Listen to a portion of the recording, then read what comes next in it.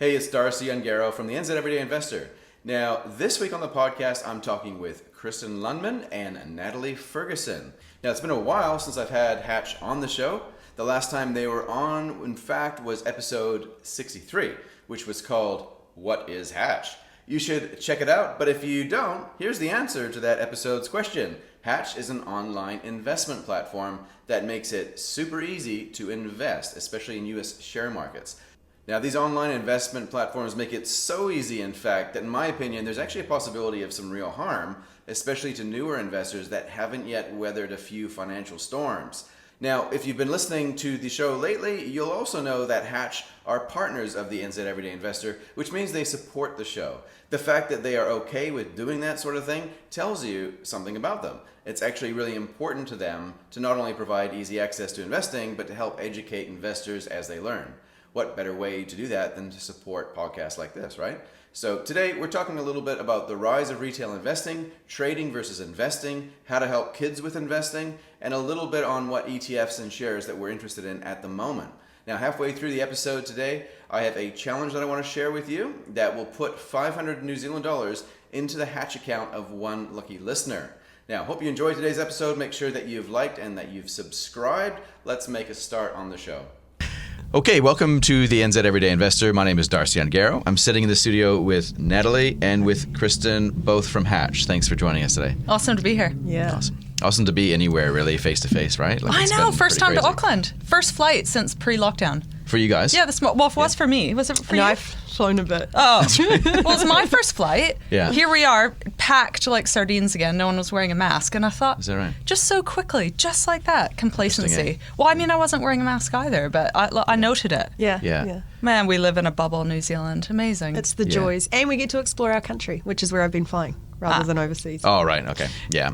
Well, I'm looking forward to doing that this summer. Like, it's going to be, I think it's going to be a really good summer to see a bit more in New Zealand. So there's some great places, turns out. We'll see you on the road in our RVs. That's right. We've aged.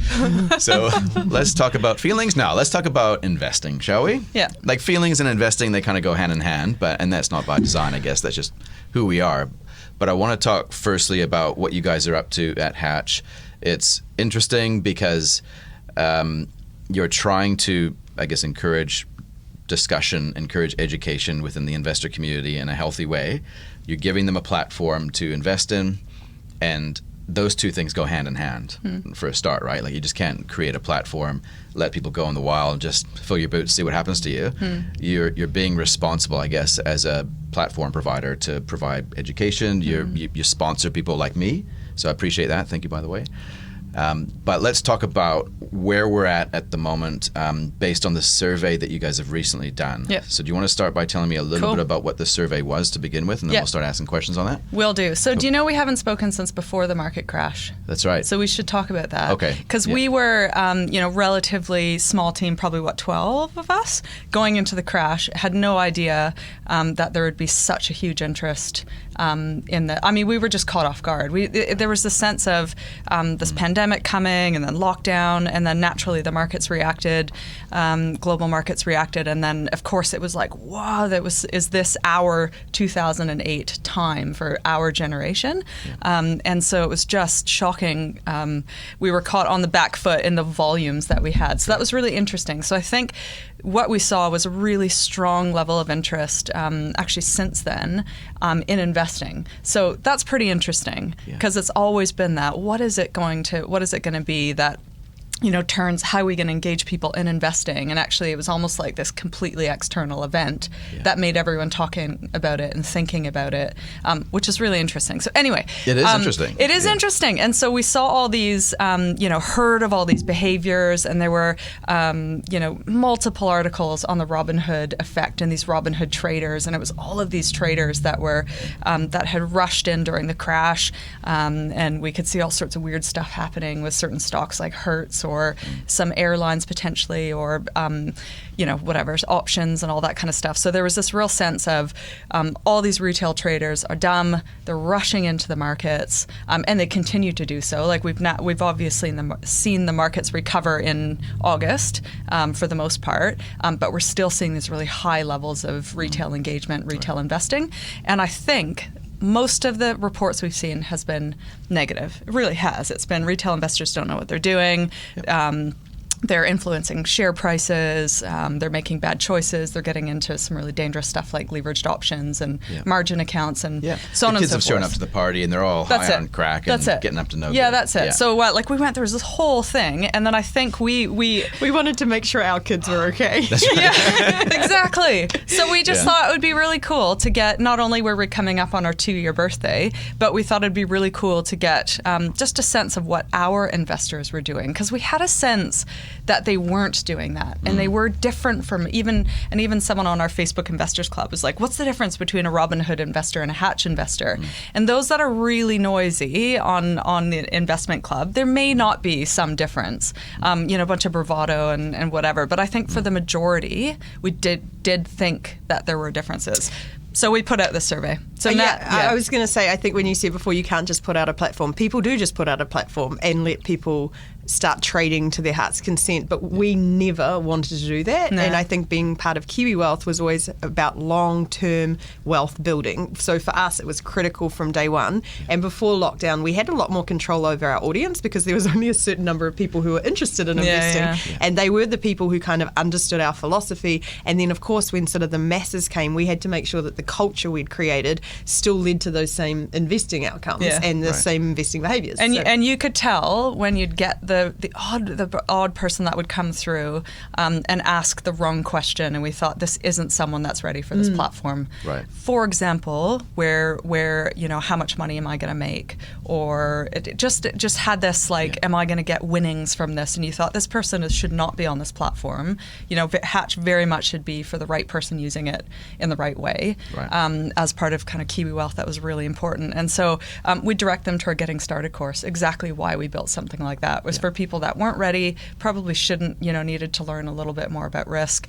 And that markets go up and down. We'd created a critical mass by then, right? Yeah. So even when they ask an Investors Club, there was 20 responses to every message saying, buy a book. Generally, I have $200. What should I do? Buy a book. Yeah. So we'd created this really strong, quite unique community that meant that the community was almost self-directing each other, and which meant we could take a step back. Yeah. So it's kind of like having a bunch of kids, but then watching them play with the other kids, and then having a birthday party and comparing it to your neighbor's birthday party. Absolutely. And our birthday party was very restrained. No, which was good. Coloring, right? Yeah. And I think there was some concern from the Kiwi family when we launched, and they were thinking people are going to do really dumb things. They're going to pile all of their, for example, they want to buy homes and they're going to pile all their house deposits into these things, or their life savings or whatever. And so we had to do a couple things. We had to make sure we were targeting the right people. So we always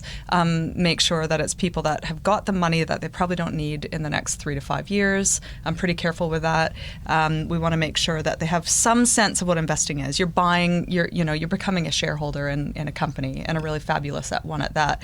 Then we've done the education piece. Pricing was really important. There's always little things, even little tiny barriers, like a zero brokerage account, which is Robinhood. There's no barrier whatsoever. Yeah. And we can go into the gamification and UX because Nat's the star of that one. But I think even pricing creates that little bit of, not only does it create a sustainable business for us, but it creates that little bit of friction. So people are thinking mindfully about what they're doing, and right down to product. And actually, if you trade on Hatch, your account gets restricted. So even just there's some really important things we have to factor. And we'll come back to that one. Yeah. So in terms of the most amazing, well, not the most amazing, but the most glaringly obvious or insightful result learning that the survey produced, what would you point I would say 97% research. Because if you're researching, if you're doing, what we found is people are holding for years or decades. So the majority of Hatch, I think it was 80%, almost 80% are holding for, if not years, they're holding for decades. Yeah. Those that are holding for shorter happen to be sophisticated investors. For the most part, there are a couple that do dumb things, like that's just humans, but for the most part, they're doing short-term plays like gold defensive stocks because they recognize what the markets are going to do through the U.S. election, as an example. That would be pretty sophisticated people doing some short-term plays. But for the large percentage are years and decades. That was one. That was great. And it just goes to show people are really backing the success of these businesses and brands and funds and industries that the sectors they're getting into. And the second was 97% did research, like I said. Right. And that right there goes to show that people recognize that some form of learning has to go into this. Correct. It's not that, which is exact opposite of FOMO. And this fear of missing out and this hype is like, oh, that person's doing that person's doing that, I should do it. Whereas we've got a huge percentage of people are watching YouTube videos, they're reading the reports, they're listening to analysts or whatever their means of reading, learning are, they're doing it. And I would say that was like, wow, for me personally. I absolutely agree. Yeah. I think at a higher level for us, I mean, going back again to that, you can't just create a platform and let people go wild. Investing is becoming kind of a commodity business, right? The brokerage rates are going down to zero. You can actually access a lot of stuff. So what makes us different? That's always been our thing, is what's the thing that would make someone sign up to Hatch versus anyone else? And I think the work and effort we've put in, those survey results and exactly those two things, to me, just show that what we've done has made us different. And it means when you sign up to Hatch, you get that education, you get that support, you get the community to make wiser decisions. Because I would suspect that, I mean, if you're looking at us compared to Robinhood, that's not common investing behavior on these retail platforms. We've managed to create an experience that encourages the right investing behaviors, which actually should give newer investors or people who are scaling up, which is kind of where we're sitting nicely, people moving out of play money into actually wanting to make a difference in their future, sort of a bit of comfort that coming to Hatch means that they are getting the right tools and experience to help them have the best chance of success versus sort of going to a platform where it's all about trading or that they don't invest as much into that side of things. Because there's a couple of issues, right? Like sometimes these platforms aren't actually designed rightly, like on purpose or not. They're not really designed to be a trading platform. They might not show the graphs. They might not have as sophisticated tools for traders to use. So you're kind of forcing something to be something it's not. There's that part of it, but then also there's the everyone's on a journey, and usually the journey starts off with a little bit of reckless driving first, and then you kind of rein it in. Yeah. Except for myself, then it's the opposite way. But if you start off with anything new, which is a bit exciting, I think for some people, and maybe it's a gender thing, I don't know, but as soon as you give someone freedom, the first thing some people do is they inadvertently abuse it because they're just stretching their legs. And that's fine. That's a process. Yeah. And that's actually fine, because I think we talk a lot about the biggest mistakes when it comes to investing, and probably not so much for people listening to this podcast, but the biggest mistake is often not to start. The other big mistake is to start too big and to make, everyone makes those mistakes, and I feel like we spend a lot of time these days talking about mistakes, and a lot of people think the goal with investing is to avoid all mistakes, whereas actually we should embrace them because we all make them. And that reckless driving to start, that's fine, but we encourage people to do it with a really small amount, and then alongside those small amounts we're providing so much content in all sorts of different forms and webinars and things like this that help you as you're sort of learning those mistakes and go, we've got the support right there, so that as you're building up the amounts that you invest, you're learning the right habits as well. We talk a lot about mindful investing, and I think from our side as well, it's we're mindful about how we've designed the product, because you can see the likes of Facebook. I mean, I don't think people can get away with it so much anymore, that designed by accident, that, we didn't expect people to trade, but they did. Well, that's just not good enough anymore. The internet's been around quite a long time now. It is actually our job to design tools that do win-wins for us and our customers. So talk to me about that, because that kind of leads into the user experience piece, which I believe that's probably more your area. Yep. I mean, it's my dream. That's your dream, yeah. And this has been my biggest criticism, or it's not really criticism, that's a bit rich, but it's more of a concern, because for me, I'm like you guys, I guess, I've been trying to really encourage people to move into this, and then when you see people moving into it, it's like, it's great, but now it's like, well, slow down a little bit, you're going a little bit too fast, I didn't expect that. Yeah. But the easier you make something, or the easier access that you create for people, the easier the door is to walk through, the easier it is to go both ways. And my biggest concern is that this huge group of people that are getting into this, when they get a serious dose of a correction, a serious dose of volatility, they're just going to settle up potentially at the worst possible time and take that money out. Maybe they've got their buffer account that inevitably, maybe it's due to FOMO, they chuck that in as well, because, I can always take it out if I need to. I'll just put my emergency savings in my Hatch account, right? Because I can always take it out. But of course, when you take it out is usually when you've lost your job, or there's something else going, or the market's tanked, and quite often those things are correlated events. Before you talk about the UX related to that, that was one of the questions. Okay. If you woke up tomorrow and you there were significant losses in your portfolio, what would you do? 65% said that they would hold. 30% said that they would buy more. Interesting. Yeah, so you've got a huge percentage of 5% people said they would just cry. The other thing about that survey is that came out after we'd actually put out a bit of content about what happens in the next market crash. And one of the things for us is, again, I don't know if you've noticed in the industry, the market crash happens and then everyone reacts in the industry, whereas we said, wouldn't it be better to actually start talking to our customers about that now, because natural fluctuations of the share markets, That's right. if it's not this year, it might be next year, who cares? Yeah. Let's start prepping people, putting out the content now, getting them to really think about it. So when the survey came out, I suspect that that sort of content may have had an impact maybe. as well. Anyway, talk about endorphins now. Thanks for reminding me of the You're word. welcome. Yeah. Well, I would say, so I firmly believe, and I actually got in trouble at a party the other day because someone made a joke about it and I went on a rant and they were like, we were just joking. And I was like, I feel very strongly about this, that especially when it comes to things like investing, you have to design the product to achieve the outcomes that you want. And for us, it's very much about long-term wealth building. So for example, when I use Facebook as an example, a lot of very smart people have a lot of access to data these days. So it's very easy to design outcomes that you want to achieve as a business but may not be beneficial to your customers. So that's things like, in the Robinhood example, they get a huge celebration email every time they buy or sell. So by accident or on purpose encourages that endorphin rush you get from that celebration. Companies like Facebook with the endless scroll, that's carefully designed to make sure that you want to keep kind of getting that hit as you go down. So for us, we went, let's not do that. So we actually spent a lot of time up front talking about pricing, because user experience, a large part of that is actually the fundamentals. And we settled on charging per trade for exactly that reason, to stop people making that instant gratification movement and going, and to have that little bit of a mental blocker. The other thing that we spend a lot more time celebrating is things like dividends, because dividends are a sign that you've held something for a while. So you'll get an email much more celebratory about dividends than you would about making a buy or sell trade. The other thing with our Getting Started course, we spend a lot of time on one of the endorphin hits you can get is getting an answer right.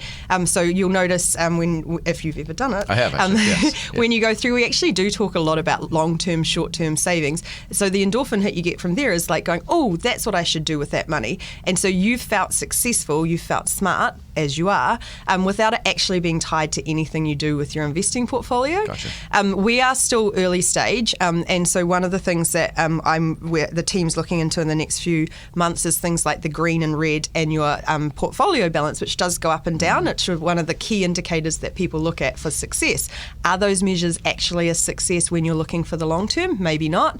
Other things like browsing, we deliberately designed our browsing experience to be pretty full on to start, because we wanted people to really know what they wanted to invest in rather than guiding them to make choices without having to inform themselves. I see. Based on the FOMO thing. And Right. as our Right. and like a lot of platforms do most popular first, so people just Right. pick and they create self-fulfilling Right. cycles. People like you have invested in this company. Absolutely. So now we have obviously we have a lot more customers than our early adopters.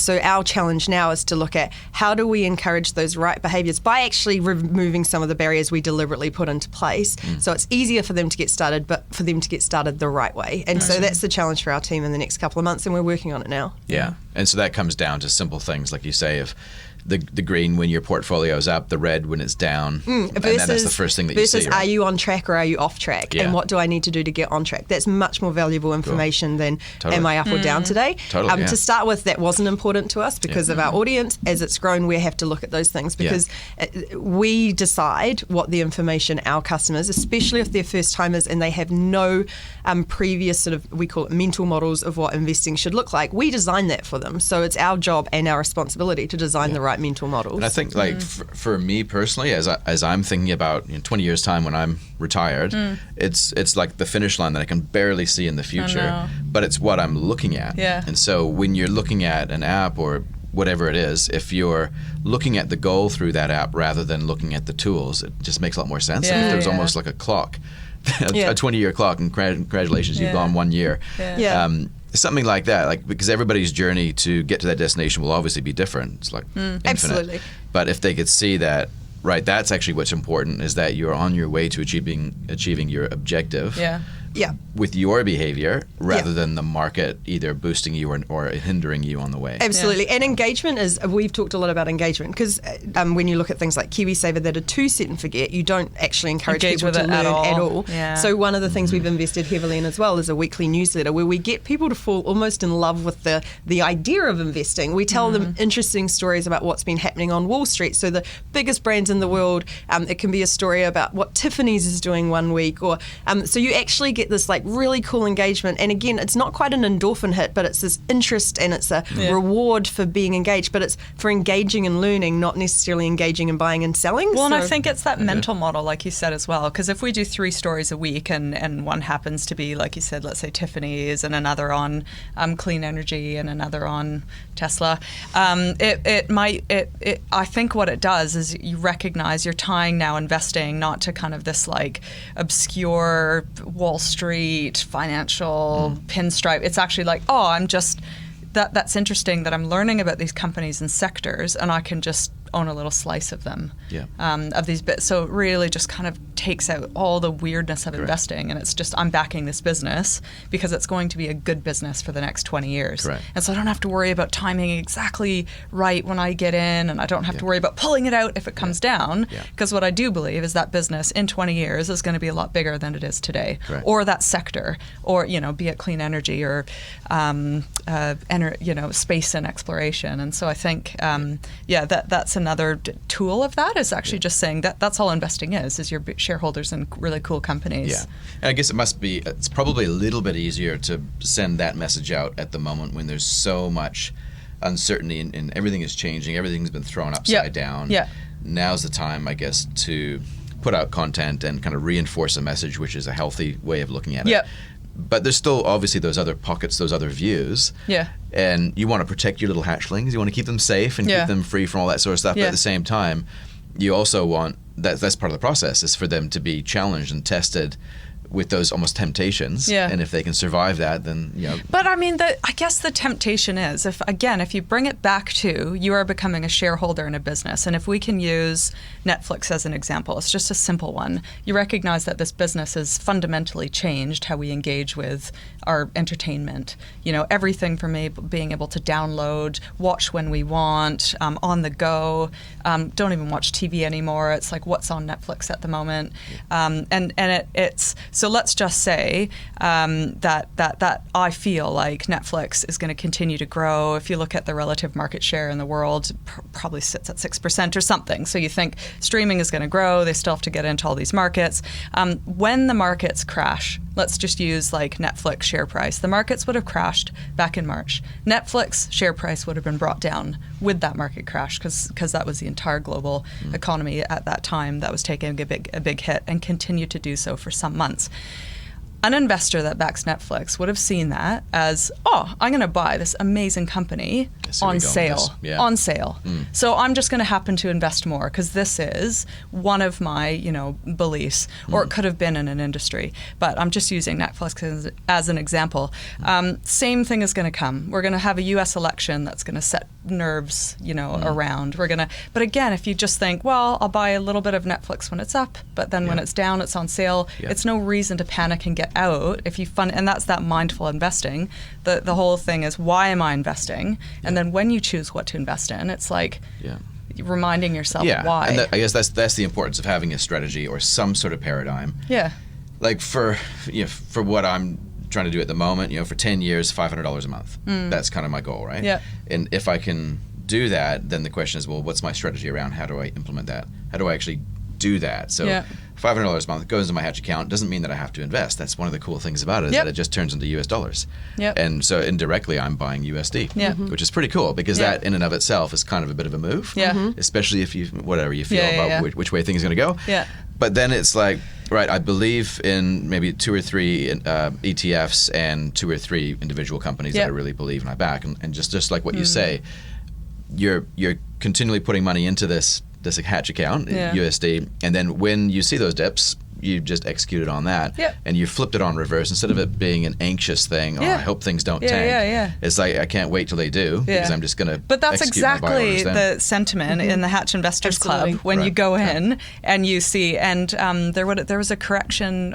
Was it about 4 weeks ago now, I think, and the market's dropped 9%, and everyone's portfolios took a bit of a hit. Yeah. Well, you always think, I wonder what the sentiment is, and you go on, and people are saying, buy now. Interesting. Now, there's this real and I think, again, community, that positive reinforcement is probably keeping. And there probably is a lower bound as to when people would say that. Like, if it was not down 9%, you might see that. If it's down 12%, a little bit quieter, and then it's down 30%. Yeah, no, that would be interesting. Absolutely, right? that's that human emotion thing, I think. And it is one of the benefits of starting now. A lot of people talk about, the markets are at highest ever, all that sort of stuff. Absolutely, but when you've had a few of those 9s and 12s and you've seen it bounce back with smaller amounts as you're getting started, those 30%, you've had some experience with the 9% and the 12%. So they all add up to help, and having that community support, having the education as part of that journey. But also, you said 20 years, yeah? Did you say 10 years? No, 20 years. Let's just look at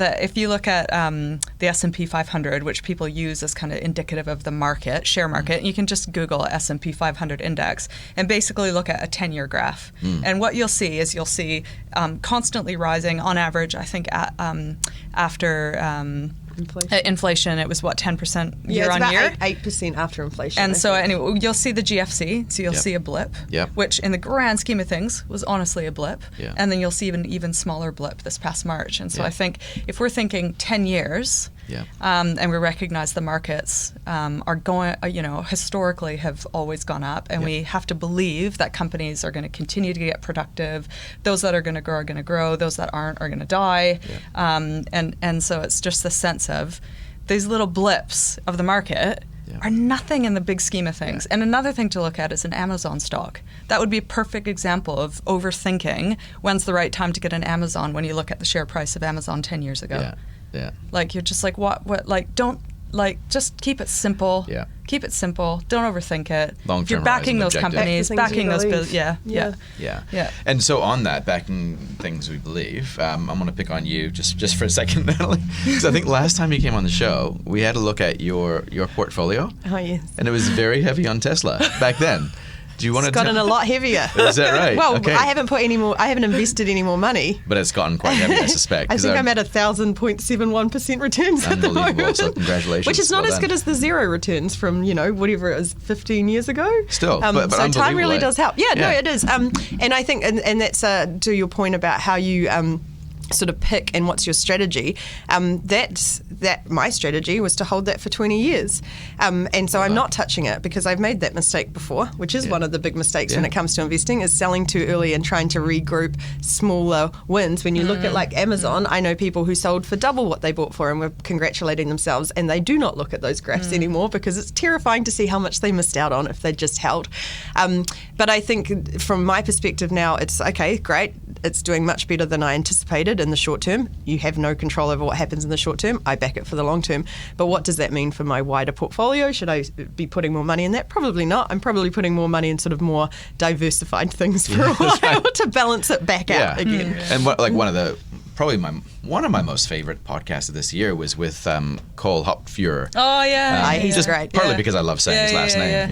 Yeah. Just takes me back to World War II for some reason. But what I found really fascinating about that is this tension between concentration and diversification. Wow, yes. And it's not. But I think I love Cole, and I really, really back his philosophy, and I think I love that he's so strong on backing what you believe. We get along really well. Yeah.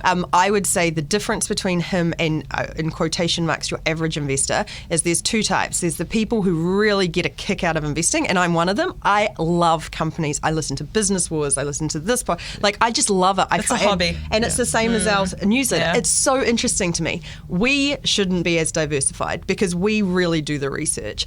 People who don't have it as a hobby and might like yoga or running instead, they should be more diversified potentially because. And even if you're in this space, like for me, I'm not heavily concentrated most times. Yeah. So because I just don't have the headspace to It's the devote headspace to it all the and time, right? Well, you probably would find it if you really care deeply enough. But you don't have to. Surely. And that's Yeah, the great true. thing. Is you and don't it's have like, to. yeah, you probably do That's- other cool stuff. Yeah, and that's the thing about emotions, which I think you can't throw away the emotions Yeah. because that's what's going to get you fired up to start with your Yeah. learning, not start with your investing, but start with your learning. Yeah. And then when you find something that you believe in, you get rid of the emotion and you stay the course. But Yeah, I agree. yeah. I think that, I know this sounds really silly a couple of years into this job, but the biggest light bulb moment for me this year was that there's no one right way to invest. Yeah. And I think I'd always, for some reason, jumped on this bandwagon of what's your portfolio look like? Mine should look similar. What's, that sort of feeling when it's like, now your portfolio should look different from mine. That's right. And there are, like, you can be successful and I can be successful while investing in wildly different things. Yeah. And I think there is, and I had it in my head too, this idea that if Tesla's a good investment, then everyone should invest in Tesla. Sure. Regardless of whether Tesla's a good investment, only some people should invest in it because it's what they believe Sure. in. And, Yeah. and if I instead thought actually Apple's a better investment, those aren't mutually exclusive. And I think, and those two investing strategies aren't either. There's no one right way to do it. And it's totally fine Yeah. to pick the approach that works for you. And if you don't want to spend a lot of time researching, that's fine. Yeah. You can just pick a few really easy 3 ways to broad do funds. Done. to get to know. Yeah, to get to know. Yeah. We obviously 3 will funds, never you're done. say. There you go. Yeah. 3 Yeah. funds Wonder and done. phrase. Yeah. And we'll never say blindly pick them, but there's a lot less involved than Yeah. like a portfolio with 20 companies in it Yeah. that you really want to be keeping track of. Yeah. Cool. So which one of you, or both of you, have you actually bought Bitcoin yet? No, I did. you did. And then didn't you lose your key? I learned a great lesson. You lost your key. Well, I actually bought Bitcoin, and then I bought Bitcoin out of FOMO, but I also bought some other cryptocurrency. I justified this by saying at the time I wanted to learn about how that whole system worked. Yeah. And then I booked a flight to Fiji because my cryptocurrency had gone up from like $200 to $3,000. And I was like, I'm booking flights to Fiji.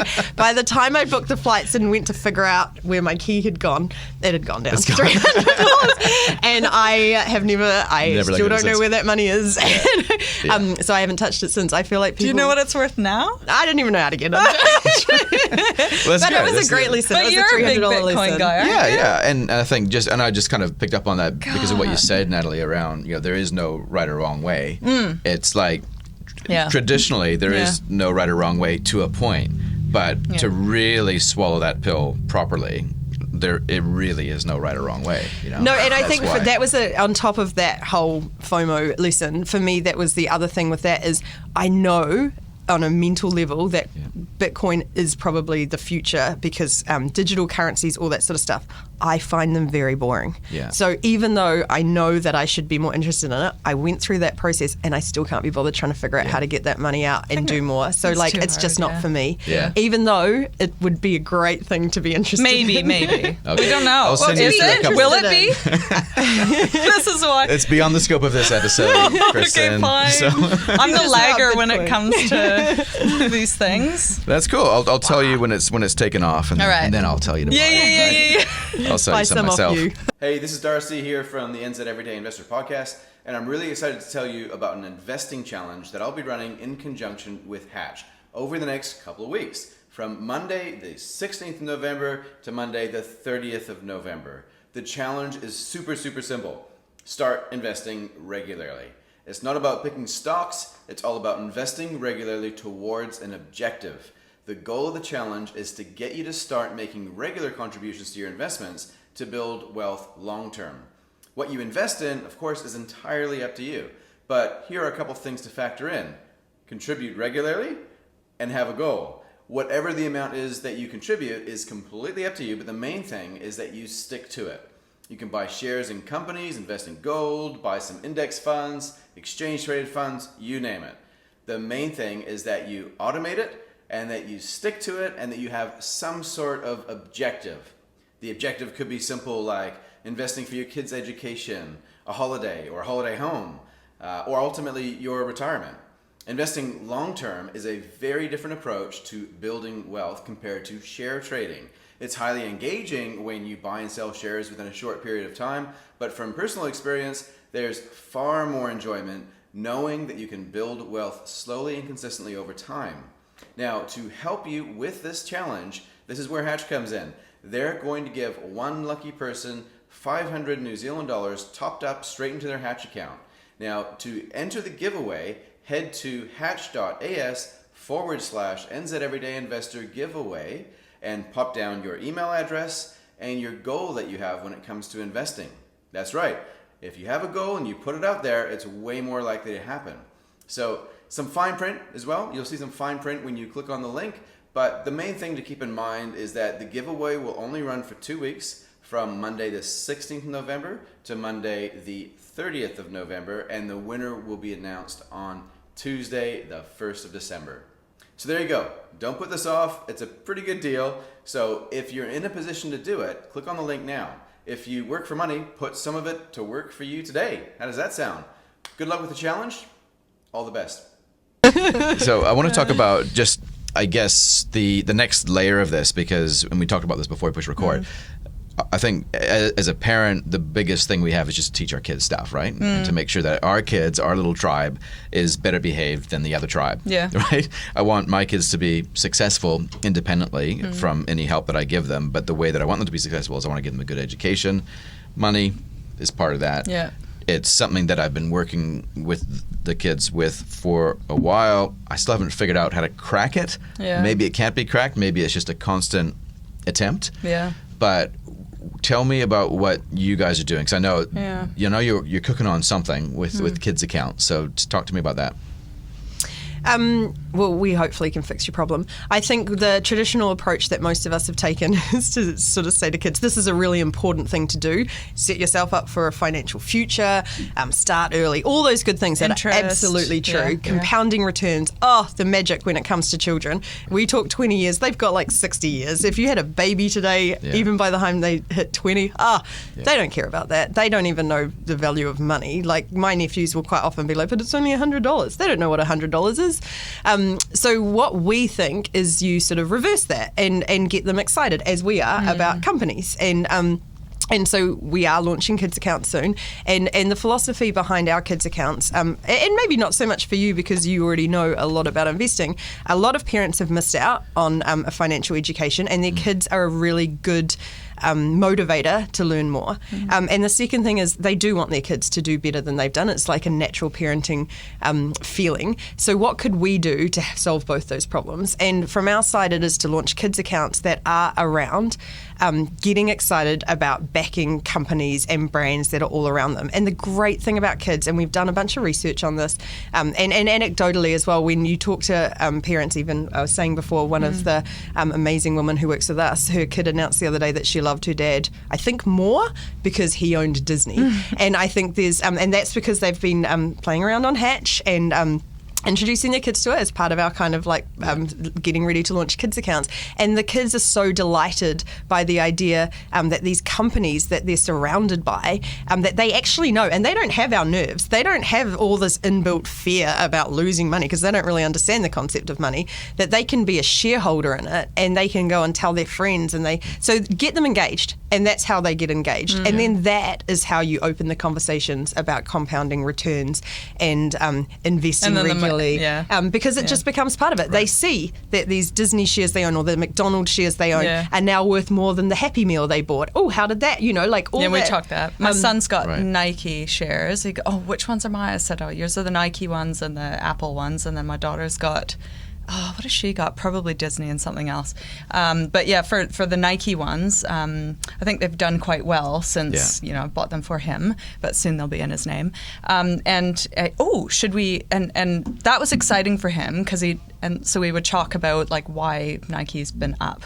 And so it could just be, well, they happen to just sell more shoes, or they've done this really cool thing, and that's your newest pair of shoes. So have a think about how that relates to why the company might be growing. But then he did say, actually, last week, he was like, ooh, do we take them out? Do we take that money out now? And I said, no, because imagine what that'll be in 10 years.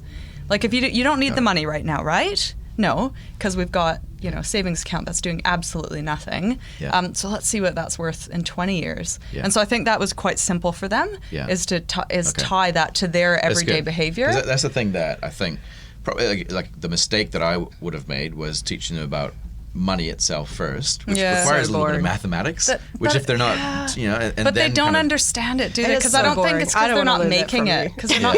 The one thing I was able to do though is the kids recognize that the money, they've got a little bit of money sitting in the bank, and they know it's not growing. Yeah. So they know there's a clear distinction between that money is not doing anything. Sure, But that's yeah. okay because you probably have to get at it sooner rather than later. Yeah. But this money is growing. Like Yeah. they actually, without knowing, they know the difference between savings versus investing. Got it. Yeah. And I think And from that, we've kept that pretty simple. Yeah, and I think on the flip side, when we go back to parents, obviously you both invest, so you can sort of impart that information onto your children. But the flip side is parents who may have never started for themselves, but they are much more motivated to do it for their children than to make the Because they effort for don't want their themselves. kids to be like in them. the same position. Sure. And Yeah. the great Yeah. thing about Hatch, like we've talked about a lot about the education stuff, the Getting Started course, but it's such a good opportunity. And it sounds really cheesy, but we hear this all the time. Families are sitting around dinner tables discussing their share portfolios on Hatch. And adults and children are learning together, and it's removing, again, that feeling that a parent needs to teach. You don't need to teach your kids how to invest. You just need to learn together. And you can get excited about the same companies, and you can, if you're watching the news or if your kids come home from school saying, this is the cool new app, you have this other dimension to your conversation. Like, kids know a lot of trends, by the way. They are pretty good at spotting what the future might look like. So you can get the information Are from yours your playing kids. Among Us yet? No. So the What is first, that? it's a new Some sort game. of zombie game? It's a new game that's just like. If it's got zombies in it, What was they're the into last it. one that they were all playing Fortnite? Oh, right. Yeah. So Among Us, and I immediately said to my son, "Can we invest in Among Us?" Yeah. Because you could see this, and you can't. It turns out, so that was this whole concept of private versus public. Right. So it's even just little things like that. Yeah. Because anyway, they are so onto trends. Oh my goodness. What you're effectively doing, I guess, is you're turning that commercialism into an education. Absolutely. Right? 'Cause they're And gonna it be doesn't, like that anyway. it doesn't You might as well. mean that we're trying.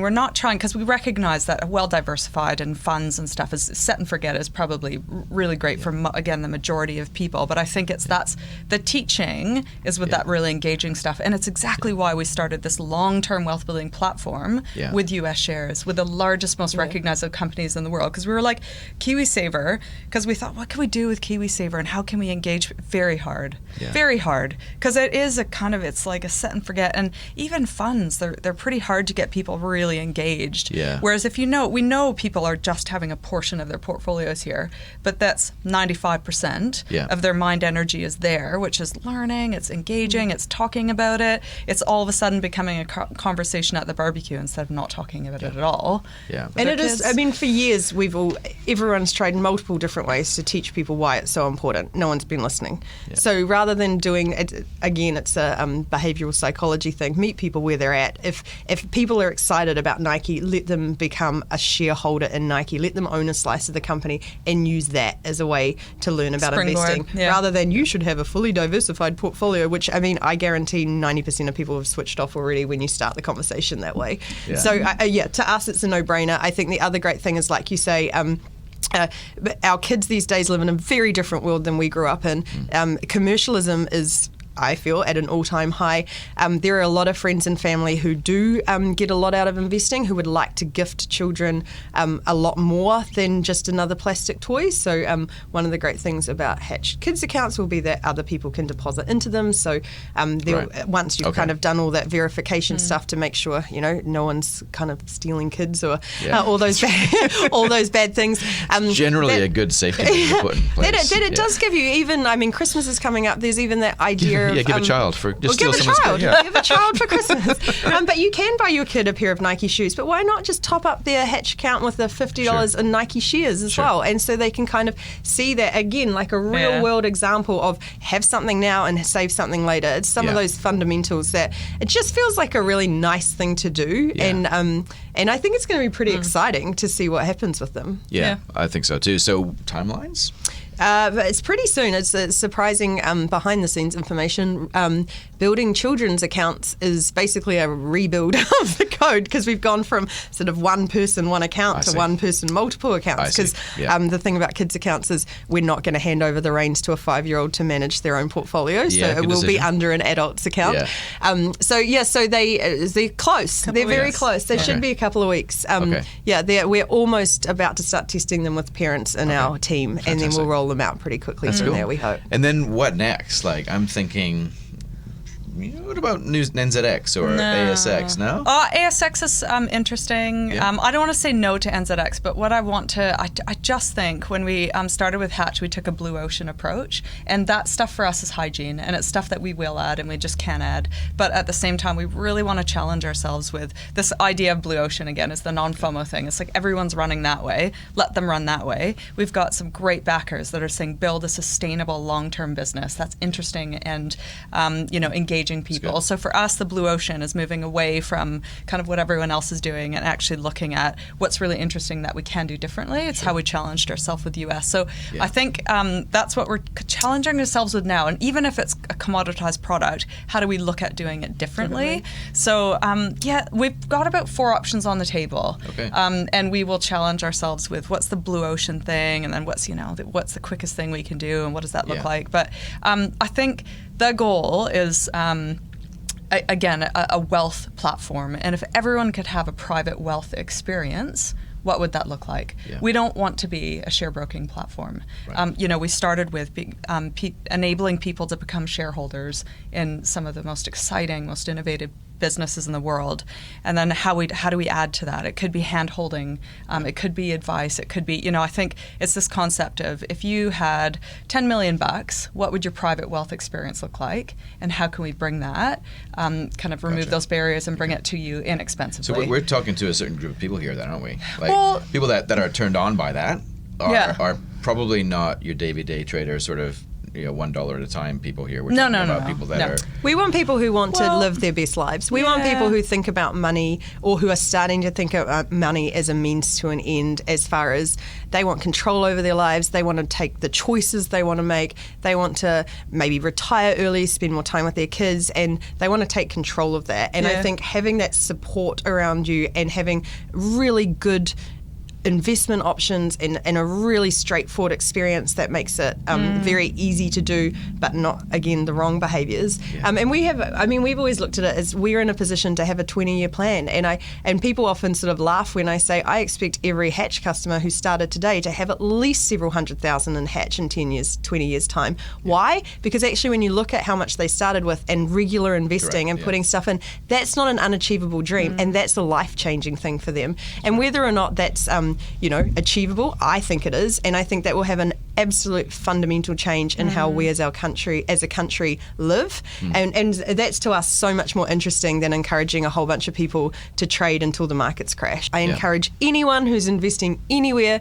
to sit down now and think of what your strategy is if things did drop or things did go up, and just make sure you've mentally prepared, because things will change in these times of uncertainty, and it's a really good idea to plan in advance for how you're going to react. I think that what you're saying there is really important to think about it, but also to actually go the next level and even write it down. I agree, writing it down, and I always do actual numbers, so I take my exact account portfolio, my account total returns or total value, I should know these terms, and then go, what would it look like if I halved it? And I actually write down that number and look at it and go, how does that make me feel now? That's good. And then and then I write down, what will I do? And quite often what will I do is I'll call Kristen or I'll call my sister and be like, and that's my plan. Like it's a silly plan, but it's actually a great plan because they then know.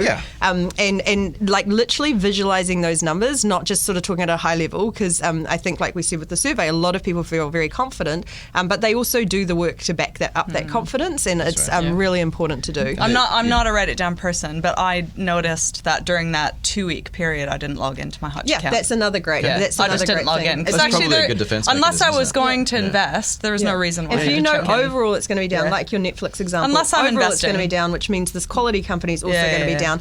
I know I back the company. Why am I even looking at it if it's going to stress me out? Unless I was going to invest during that period. News instead. That's right. I will. Yourself up into a ball. But because I know there's so much psychology there's so much psychology in investing that it follows that if you're vaguely aware that there might be some volatility ahead, doing what you're doing, I think, is actually really important. And it's I would also say vaguely aware, but COVID taught us a really important lesson. If you're not aware at all, there could be uncertainty ahead.